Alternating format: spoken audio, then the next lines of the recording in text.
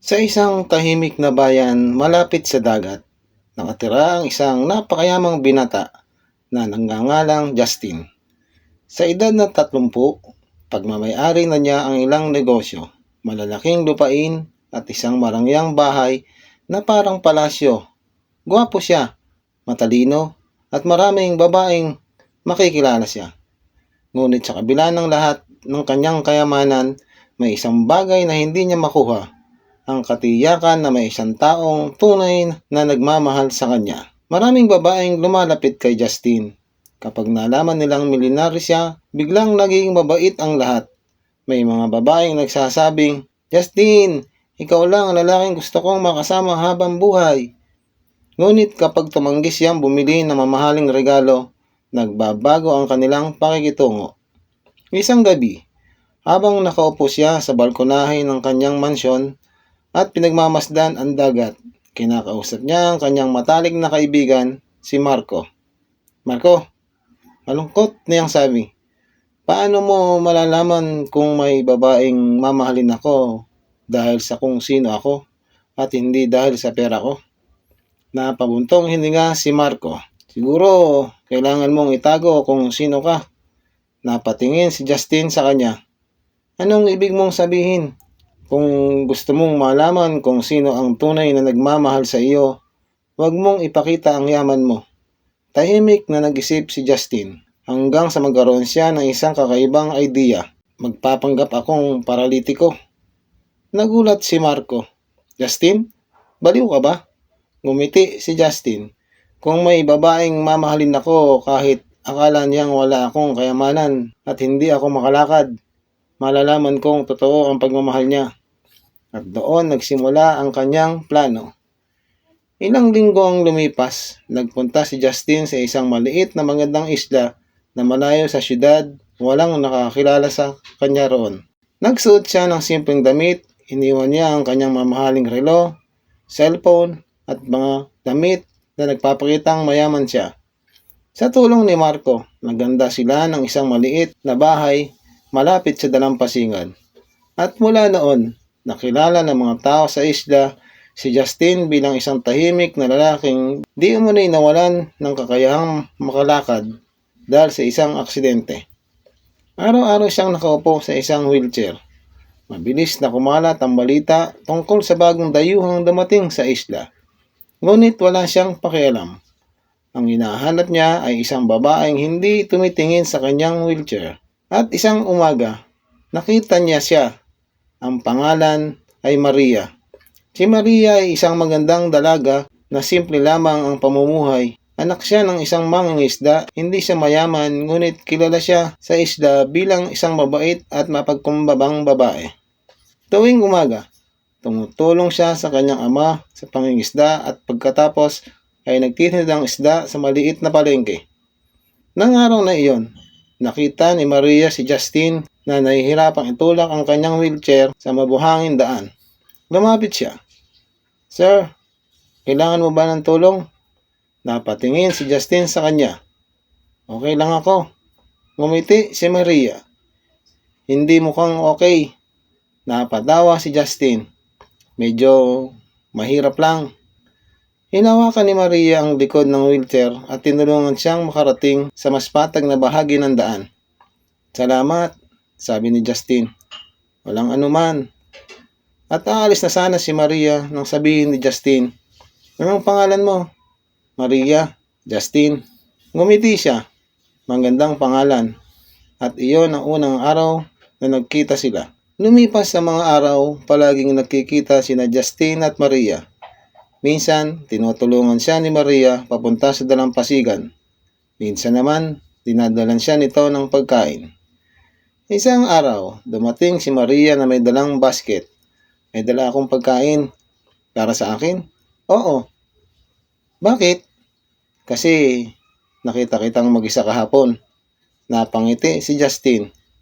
"Hindi mo naman ako kilala." "Alam ko." "At bakit mo ako tinutulungan?" Umupo si Maria sa tabi niya.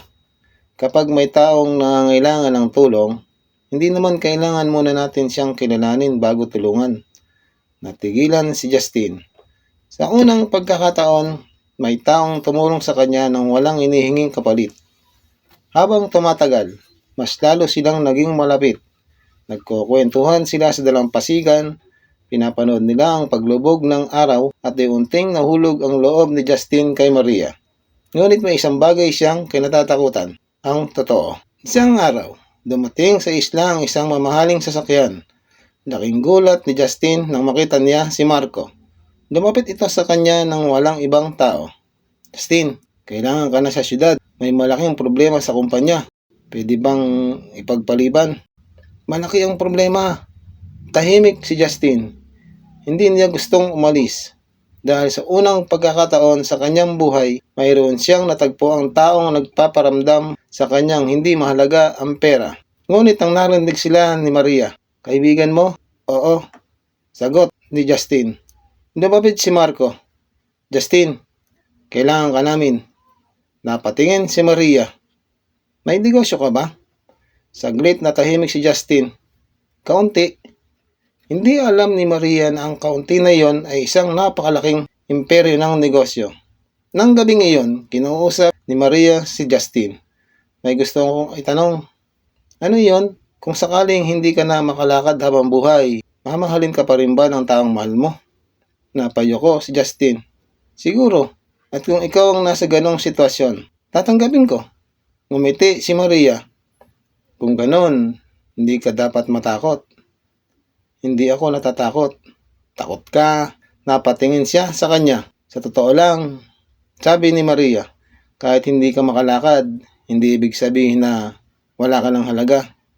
Nangingilid ang luha sa mga mata ni Justin. Hindi niya inaasahan ang mga salitang iyon. Isang gabi, habang nasa ilalim sila ng malaking puno malapit sa dagat, naglakas loob si Justin. "Maria?" "Oo. Kung sakaling wala akong pera, wala akong malaking bahay at wala akong maipagmamalaki, mamahalin mo pa rin ba ako?" Napangiti siya. "Justin, hindi ko naman minahal ang pera mo." Napatingin siya sa kanya. "Pero, paano kung wala talaga akong pera?" "Mas mabuti." "Mas mabuti?" "Oo, dahil hindi ko kailangan mag-alala kung bakit mo ako minahal." Napaluha si Justin. "At kung hindi ako makalakad?" Hinawakan ni Maria ang kanyang kamay. "Kung hindi ka makalakad, ako ang magiging paa mo." Tumigil ang mundo ni Justin sa sandaling iyon. Alam niyang natagpuan na niya ang sagot sa kanyang matagal nang hinahanap. Ngunit kasabay ng kanyang kaligayahan ay ang bigat ng kanyang kasinungalingan. Kinabukasan, dumating si Marco. "Justin, hindi na pwedeng itago pa."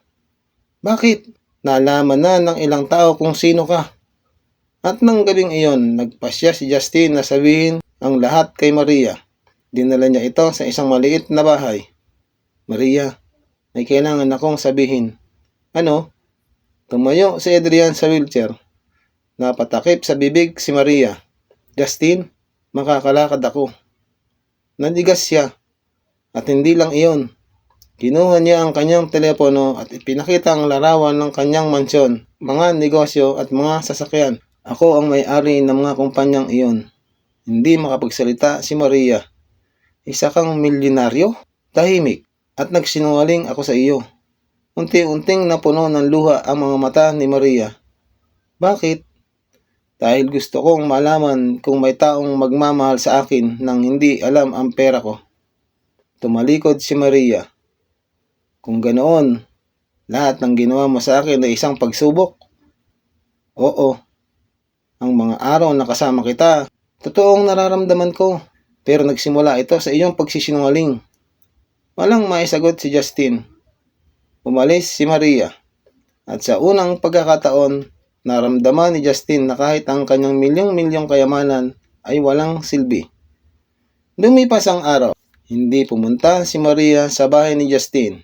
Hindi siya hinabol ni Justin dahil alam niyang nasaktan niya ito. Sa halip, nagsimula siyang tumulong sa mga tao sa isla. Nagpatayo siya ng maliit na paaralan. Nagbigay siya ng trabaho sa mga mangingisda. Nagpagawa siya ng klinika, ngunit hindi niya sinabi kay Maria. Hanggang isang araw, nakita siya ni Maria na tumutulong sa ama nito. "Ikaw ang gumawa nito?" Tumango si Justin. Hindi ko ito ginawa para bumalik ka. Kung ganon, bakit? Dahil gusto kong maging taong karapat-dapat sa pagmamahal mo. Tahimik si Maria. Lumapit si Justin. Nagkamali ako. Ginamit ko ang kasinungalingan para subukan ka. Hindi iyon tama. At ngayon, ayokong subukan ka. Huminga siya ng malalim. Gusto ko lang mahalin ka ng totoo.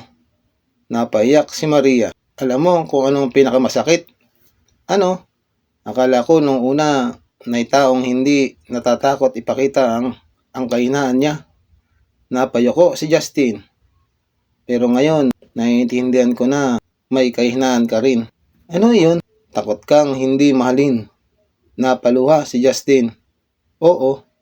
Lumapit si Maria at hinawakan ng kanyang kamay. Hindi mo kailangang maging milyonaryo para mahalin ka. Nagkatinginan sila. At hindi mo kailangan magpanggap na paralitiko para malaman kung sino ang tunay nagmamahal sa iyo. Ngumiti si Adrian habang umiiyak. Mapapatawad mo ba ako? Matagal na tahimik si Maria. Pagkatapos ay ngumiti siya. Oo. Isang taon nang lumipas. Sa mismong dalampasigan kung saan sila unang nagkakilala, naganap ang kanilang kasal. Hindi ito isang napakalaking seremonya, walang mga mamahaling dekorasyon, walang mga sikat na bisita. Ang naroon lamang ay ang kanilang pamilya, mga kaibigan at mga taong minahal nila sa isla. Habang papalubog ang araw, hinawakan ni Justin ang kamay ni Maria. Alam mo, sabi niya, dumating ako rito para humanap ng babaeng hindi mamahalin ang pera ko. Ngumiti si Maria. Ano ang nahanap mo? Tumingin siya sa kanyang mga mata.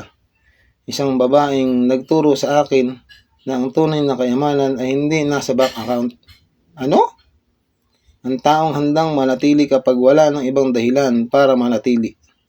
Niyakap siya ni Maria. At sa harap ng tahimik na dagat, nagsimula ang kanilang bagong buhay. Dahil sa huli, natutunan ni Justin na ang tunay na pag-ibig ay hindi nasusukat sa laki ng bahay, dami ng pera o mamahaling regalo. Nasusukat ito sa isang simpleng tanong. Kung mawala ang lahat sa akin, mananatili ka pa rin ba? At ang sagot ni Maria ay hindi lamang sinabi, ipinakita niya rito. Wakas.